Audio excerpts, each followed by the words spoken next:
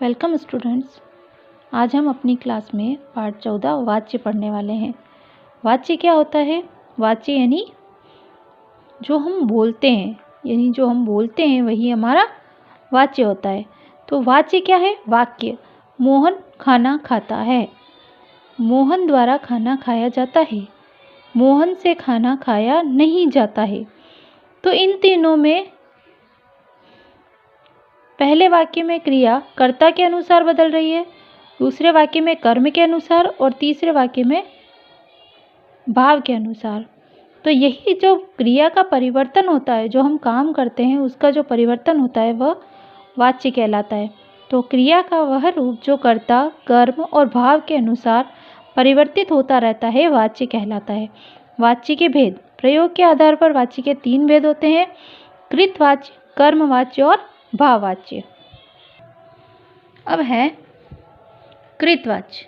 कृतवाच्य क्या होता है? तो क्रिया के जिस रूप से पता चले कि वह क्रिया कर्ता के अनुसार परिवर्तित होती है, यानी जब कर्ता बदल जाएगा तो वो क्रिया बदल जाएगी। तो कर्ता के अनुसार जब क्रिया परिवर्तित होती है तो वो वाच्य कहलाता है कृतवाच्य। जैसे चालक बस चला रहा है। अगर यहाँ पर कर्ता के लिंग में वचन के अनुसार कर्ता चालक है, तो चालक के अगर लिंग हम बदल दें तो ये क्रिया में परिवर्तन हो जाएगा। कर्मवाच्य। कर्मवाच्य कर्म के लिंग में लिंग एवं वचन के अनुसार क्रिया के होने वाले परिवर्तन को कर्मवाच्य कहते हैं। कर्म के लिंग में कर्म में लिंग के अनुसार और वचन के अनुसार जो परिवर्तन हो जाएगा वो कहलाएगा कर्मवाच्य।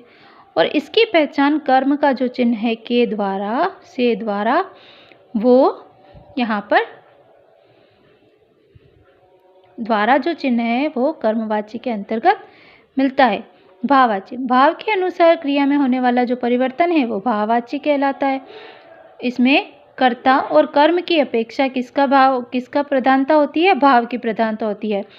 जैसे चालक से बस चलाई नहीं जाती। यहाँ पे हमें क्या क्या याद रखना है? कृतवाच्य में क्रिया सकर्मक और अकर्मक दोनों हो सकती है। कर्मवाच्य में क्रिया सकर्मक ही रहती है, क्योंकि बिना कर्म के क्रिया में परिवर्तन नहीं हो सकता। भाववाच्य में क्रिया अकर्मक होती है। भाववाच्य का प्रयोग असमर्थता प्रकट करने के लिए भी किया जाता है। यानी असमर्थता, यानी किसी कार्य को अगर हम नहीं कर सकते हैं तो वहाँ पर भी भाववाच्य का प्रयोग किया जाता है। कर्मवाच्य में कभी कभी असमर्थता का बोध होता है, जैसे रमन से यह काम नहीं किया गया। जहाँ कर्ता अज्ञात हो वहाँ भी कर्मवाच्य का प्रयोग होता है। जैसे रामायण पढ़ी गई, बाढ़ आ गई, यहाँ पर कर्ता नहीं है। रामायण पढ़ी गई, लेकिन किसके द्वारा पढ़ी गई ये हमें पता नहीं है। कर्ता क्या है? यहाँ पर अज्ञात है। इसलिए यहाँ पर कौन सा वाच्य होगा? कर्मवाच्य। ठीक है। अब वाच्य परिवर्तन कैसे होता है? कृतवाच्य से कर्मवाच्य में परिवर्तन।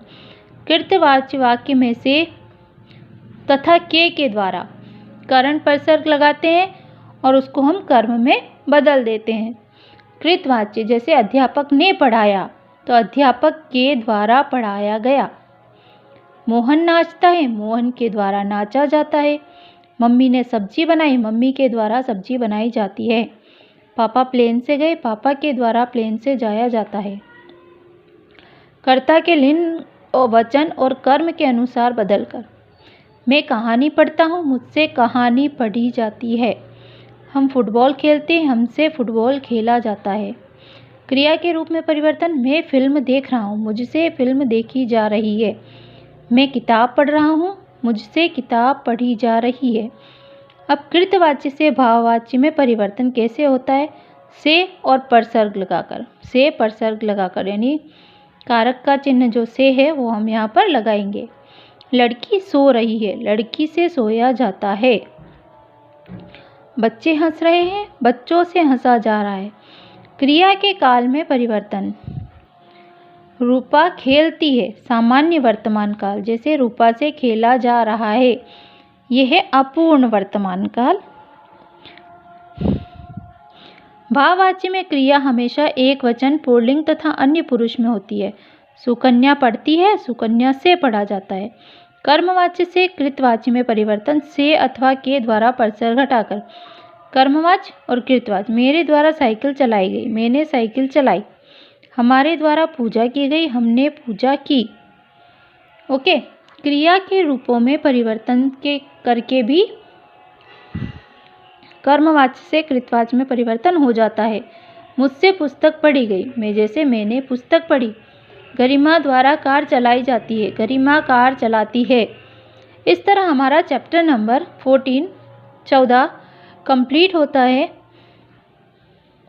ओके, आई होप आपको ये चैप्टर समझ में आ गया होगा। तीनों वाच्य हमने पढ़ लिए हैं। Thank you.